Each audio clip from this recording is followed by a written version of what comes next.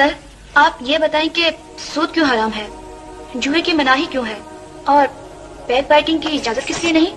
بس یہ حکم ہے کلثوم بی بی، اور حکم کے لیے کوئی دلیل نہیں ہوتی۔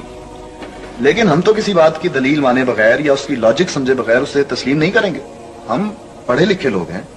دیکھو، کسی کمرے میں تمہارے جیسے علوم جدیدہ کے ماہر اور اس شہر کے بڑے بڑے دانشور جمع ہو اور بڑی باریک فلسفوں میں گفتگو کر رہے ہیں، اور ایک انجینئر ہانپتے کانپتے آئے اور کہے اٹھو بھاگو بھاگو یہ بلڈنگ گر جاتی ہے، تو سب اٹھ کر بھاگ جاؤ گے اور تم میں سے کوئی بھی دلیل یا ریزن نہیں مانگے گا۔ لیکن سر یہ تو ٹھیک ہے، مگر اگر کوئی ڈاکٹر دوا تجویز کر دے تو بلا حیل و حجت اسے استعمال کرنا شروع کر دے، کیونکہ وہ اس علم کا ماہر ہے۔